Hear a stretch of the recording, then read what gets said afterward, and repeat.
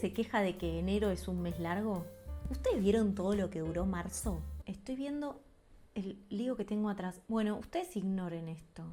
Es que estoy pintando, revolucionando. Por suerte, para las lecturas está buenísimo que un mes dure mucho tiempo porque obviamente vamos a poder leer más siempre y cuando podamos organizarnos, no nos hayan pasado desgracias en nuestra vida que hacen que no nos podamos concentrar, hayamos tenido acceso a libros, etcétera, etcétera, etcétera. Si todo el universo falló a nuestro favor, entonces pudimos leer. Es mi caso. La verdad que leí un montón. Varias cosas por trabajo de todas formas y otras cosas buscando ese placer. ¿Qué estuve leyendo en marzo? Vamos.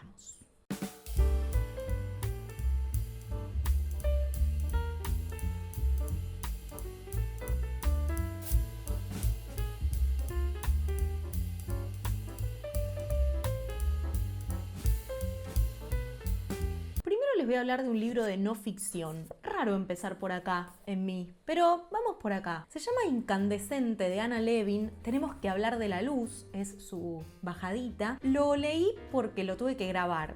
Godot me manda bastantes libros para que grabe. Ellos tienen una audioteca interesante en internet, venden esos audiolibros después. Entonces me encargo de grabarlos, editarlos, etc. Entre los libros que me mandan, a veces hay algunos que me gustan más que otros, pero en este caso me gustaba poder recomendárselos porque sale de lo común, sale de las lecturas que yo hubiera hecho tal vez por mi cuenta. Y me encontré con un libro súper interesante y sobre todo original en el tema que abarca, porque es un libro que de forma hasta diría bastante poética empieza contándonos cómo su autora, Anna Levin, empezó a padecer consecuencias en su cuerpo, consecuencias físicas, males, malestares, síntomas, y se dio cuenta que lo que le pasaba era por los focos de luz, por las lamparitas incandescentes y también, digamos, todos sus derivados. No me acuerdo exactamente los nombres que se le dan, aparte está el tema de la traducción, pero sí, ella empieza a percibir que hay un daño que le hacen esas lamparitas y después empieza a investigar y se da cuenta que a un montón de gente le pasa eso.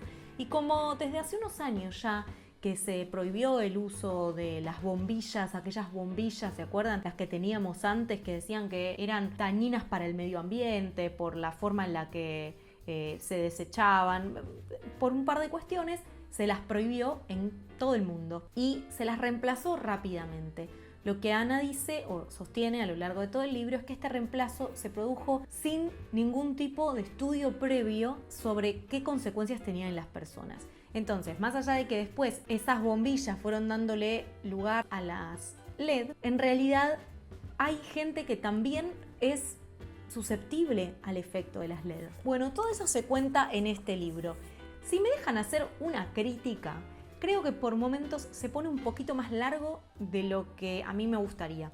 Es como que digo, bueno, esto ya me lo contaste, saltemos a otra parte. Pero va contando cómo las consecuencias de las luces en las ciudades pueden afectar a la naturaleza, plantas y animales que no son personas, obviamente a las personas también. Va contando un poco la historia de las regulaciones en los distintos países. Sí hay que decir que la cuestión sudamericana o latinoamericana, que es el país desde el que yo hablo, no está muy contemplada, porque por supuesto este es un libro que está escrito para el hemisferio norte y específicamente para Europa y más específicamente sobre Inglaterra. Pero de todas maneras podemos tomar muchas de las cosas que se cuentan en este libro y analizar qué pasa en nuestros países. Así que Incandescente de Anna Levin es mi primera recomendación. Esto es luz natural, lo que viene en este momento, tener una ventana. Pero bueno, no siempre se puede. En mi casa anterior tenía mucha más luz natural. ¿Qué les parece si ya que arrancamos siendo disruptivos con una recomendación de no ficción, vamos a otro tipo de recomendación que casi nunca suelo recomendar? Y también fue por trabajo, porque Ediciones Diotima, una editorial muy nuevita, que igual está laburando mucho, tiene muchos libros ya publicados, me convocó para hacer un club de lectura con Fernando Raluy sobre su poemario Para fabricar un relámpago. Esta es la tapa, como la pueden ver. La verdad que la edición es muy livianita y está hecha muy prolijamente. Y en Para fabricar un relámpago hay poesía, hay olores, sabores, vivencias, estaciones del año, sobre todo eso, como que uno lo lee y se siente atravesado por esos colores, esas sensaciones que nos transmite la naturaleza, enfocado específicamente en un ámbito conurbano como es Lanús, Avellaneda, en la provincia de Buenos Aires, zona sur del conurbano bonaerense. Y es realmente un placer leer a Fernando porque no solo que tiene unas figuras muy alusivas, muy poéticas. Verán mientras estoy toda trabada diciendo esto que no soy especialista en poesía, sino que me dejo guiar por las sensaciones y que un poco de eso se trata también la poesía para las personas que no estudiamos en la academia. Sí me pasaba que me encontraba con experiencias a través de la poesía de Fernando. Por ejemplo, marqué una acá que dice arrinconado. Me quedo observando al gato que mira, al insecto arrinconado entre zócalos que le niegan el escape. A la madrugada que me hostiga no le hace falta agazaparse.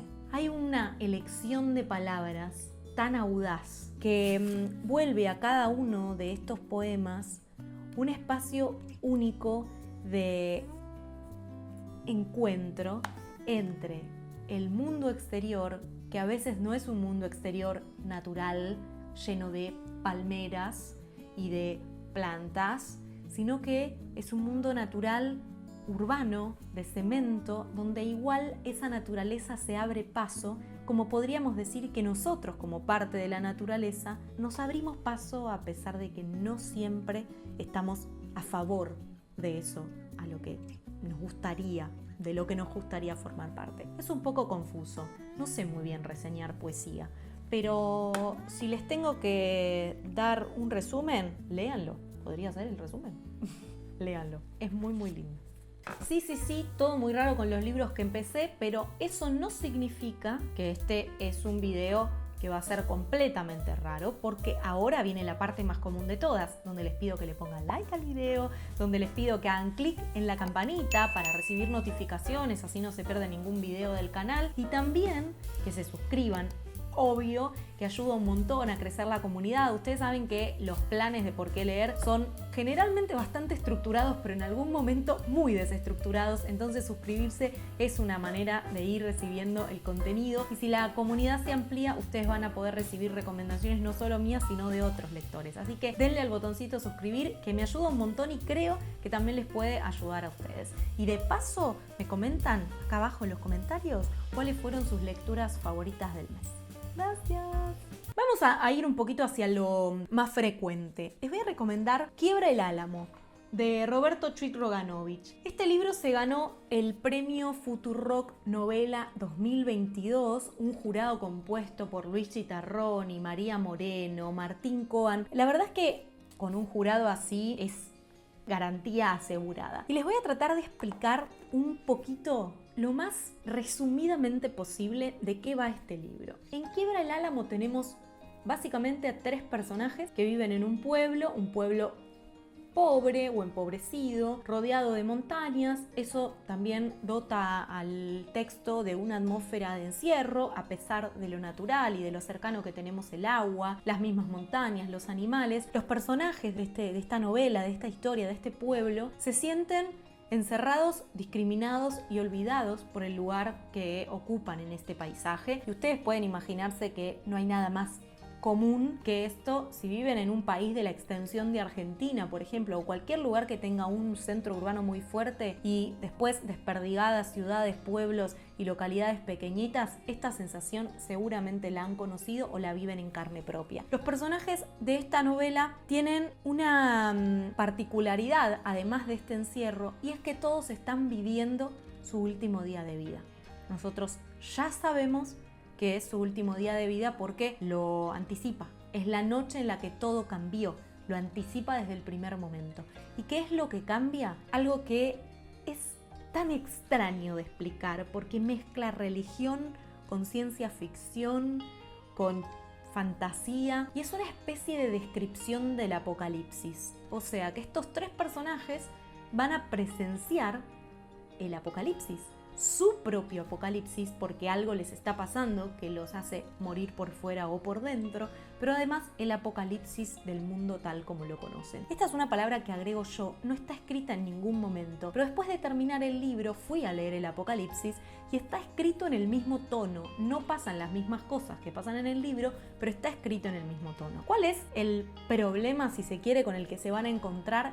Que el libro va mechando las historias de los personajes, que en general cuando alguien nos cuenta una historia es muy fácil quedar atrapados en ella, con segmentos de esto que está pasando, que son unas piedras tipo obeliscos que bajan a la tierra y que anticipan el final o anticipan un final que no se sabe muy bien cuál va a ser ni cómo va a ser. Entonces, la escritura poética de Roberto, que realmente es una escritura poética ya desde el nombre, ¿no? Quiebra el álamo, es como una palabra que suena, quiebra, crash. Los momentos, decía, de los personajes con estos segmentos que parecen más sacados de un libro del 1300, del 1200, y que puede ser por momentos un poco distractivo, como que me desconecta un poco del libro. Esa es mi experiencia de lectura. También siento que este es un libro que podría haber sido un poco más breve, pero ¿cómo se hace para discutirle la longitud a un texto que es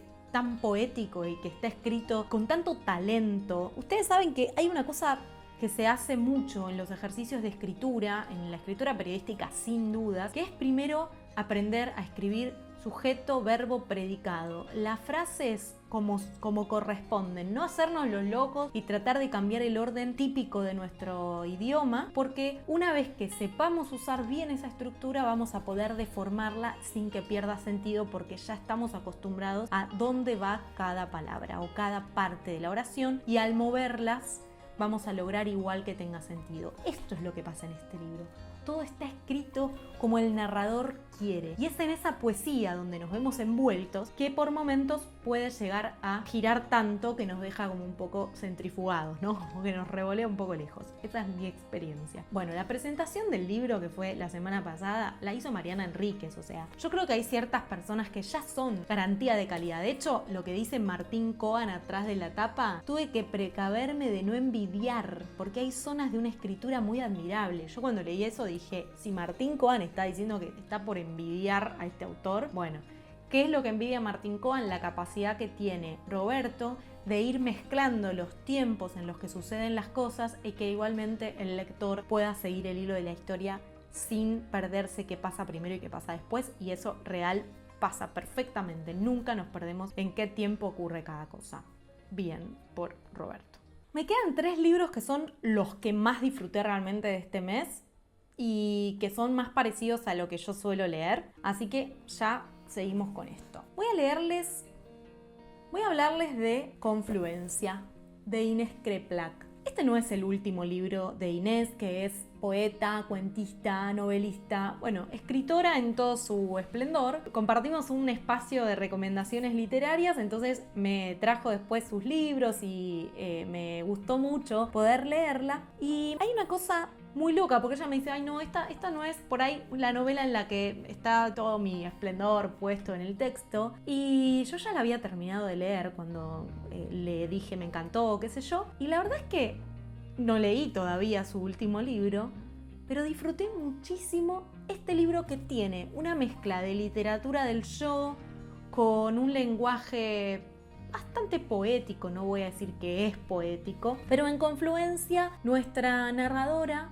nos lleva a descubrir qué pasa en el delta del Paraná, en el Tigre específicamente. Hace una investigación la narradora que busca investigar un grupo de mujeres que se retiró ya de la vida urbana y que se fue como a vivir en comunidad al delta del Tigre. Los que no conocen, en el Paraná, el río Paraná, se forman distintas islas que hacen un paisaje bastante como donde la naturaleza gana todo el espacio y la gente fue construyendo casas, cabañas, chozas, las formas distintas de vivir, pero es casi diría un paisaje entre salvaje, rural y de escondite, donde se puede empezar una civilización nueva, pongámoslo así. Entonces la narradora intenta visitar esos lugares y transmitirlos en algo que no sabe bien qué va a ser, si va a ser una novela, si va a ser una historia, si va a ser un trabajo de ensayo, pero sucede o va hacia el Tigre, que era el lugar de su infancia en el que pasaron determinadas cosas. Entonces,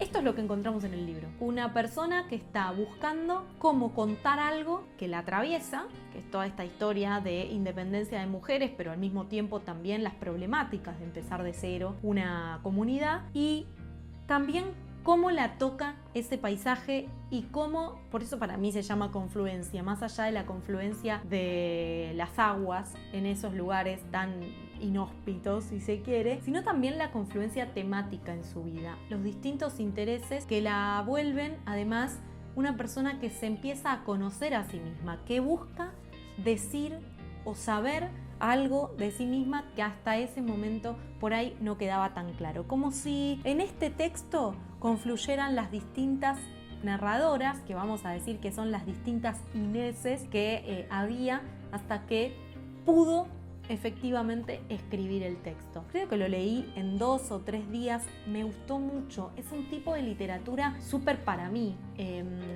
A mí la literatura sobre vínculos, sobre cuestiones que pasan en la vida cotidiana, sobre preguntas que nos hacemos las personas y debates internos, mucho murmullo mental, me gusta. Me siento identificada, pero además me gusta leerlo.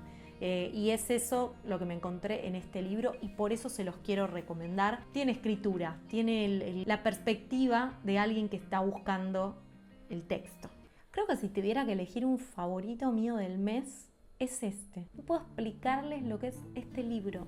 O sea, un libro que se llama Hola Piedra. Alguien lo va a encontrar en una librería y va a decir, este libro es para niños. Sí, pero ¿por qué no decir este libro es para adultos? Es un libro ilustrado, editado por Limonero, y la búsqueda de Giuseppe Calicetti y las ilustraciones de Noemí Bola, porque ustedes saben que los libros ilustrados no existen sin la ilustración y sin el texto, es como que ambas cosas se tienen que complementar, no es que la ilustración dibuja lo que dice el texto, sino que aporta también su mirada. Les dejo en la descripción el episodio de Ilustradora en la serie Oficios, donde Anne Stock nos cuenta cómo trabaja un ilustrador, una ilustradora para iluminar el texto y no necesariamente para dibujar lo que dice el texto. En Hola Piedra tenemos un protagonista, si me dejan esa perspectiva, que le hace preguntas a una piedra.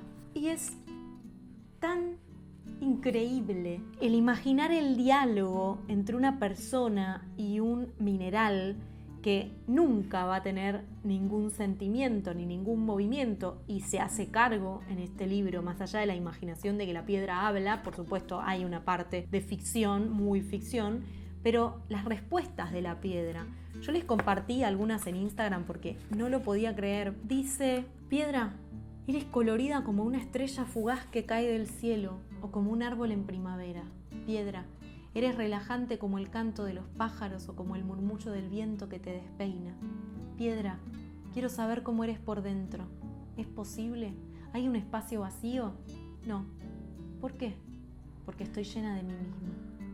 ¡Wow! Bueno, este es un libro para tener en la biblioteca y abrazar de vez en cuando, leérselo a varias personas y escuchar también sus interpretaciones.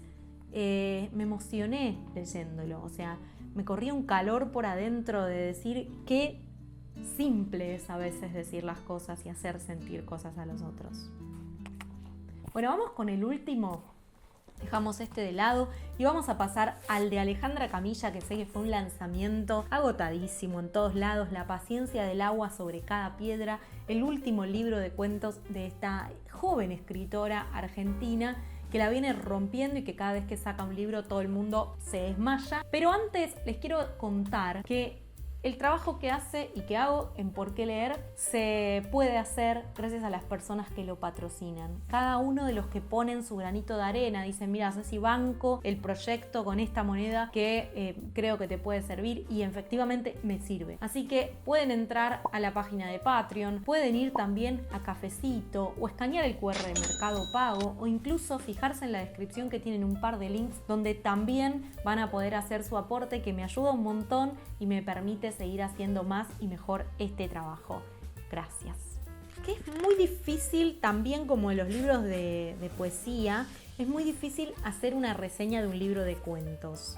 Este es un libro con 16 cuentos. Creo que desde los colores, desde la tapa, es una edición preciosa que nos invita a leerlo, obviamente, a abrirlo, a ver qué hay del otro lado. Y me encontré por primera vez con la escritura de Alejandra Camilla, que era alguien que ustedes me recomendaban así un montón, sobre todo porque ella escribe cuentos y me decían, tenés que grabar un cuento de ella. Bueno, ya está grabado, les dejo en la descripción el link. Es un libro de cuentos donde se hace mucho hincapié en los pensamientos, en la forma de acomodarnos frente a un mundo que está integrado por la naturaleza y en particular por los animales. Son personajes que van a estar como en constante tensión con esa naturaleza y con ellos mismos también, pero se van a dar lugar para las reflexiones y para narrarnos un poco lo que les está pasando. Es tan interesante de leer porque las historias están buenas y nos van atrapando en estos desarrollos, pero además porque están escritos, insisto, otra vez, en otro de los libros de este mes, están escritos con lenguaje poético, con un lenguaje, ¿vieron cuando se percibe que hay una búsqueda de que cada palabra quepa en el lugar en el que va? Que suene, que la persona que lo está leyendo se quede como enganchada por ese sonido que escucha solo en su mente porque lo está leyendo en silencio. Bueno, hay preguntas existenciales como por ejemplo la muerte, como por ejemplo qué hacer en casos de violencia. Hay un cuento que es increíble, que es el vínculo entre una narradora con todos los perros que tuvo a lo largo de su vida, cuentos sobre la muerte, sobre el fin de las relaciones, porque una de las dos personas ya no está o se está yendo. Es, bueno, creatividad, imaginación y talento para hacernos pensar con todos esos textos. No hay mucho más para decir en una reseña de libro de cuentos, o sí, pero esto es lo que quiero contarles. De todas formas, sí voy a hacer como una aclaración. Creo que los libros anteriores de Alejandra, o haberlos leído antes, ayuda mucho a llegar más preparado a su tipo de escritura, pero eso no quita que este puede ser su primer libro de cuentos de ella, como me pasó a mí, pero me dio ganas de buscar lo anterior. Como que siento que hay un camino, y un camino previo que también tiene que ver con quién es Alejandra Camilla, como Nikkei, porque ella es hija de japonés. Es como tratar de representar eso que ella es en su escritura, y siento que me lo perdí si no leí lo anterior. Así que bueno, esa va a ser seguramente en algún momento una de mis búsquedas. Hasta acá estamos. Me dejan en los comentarios sus lecturas favoritas de marzo y argumenten, así otros lectores se llevan recomendaciones. Les mando un abrazo muy fuerte, hasta el próximo video y hasta la próxima lectura.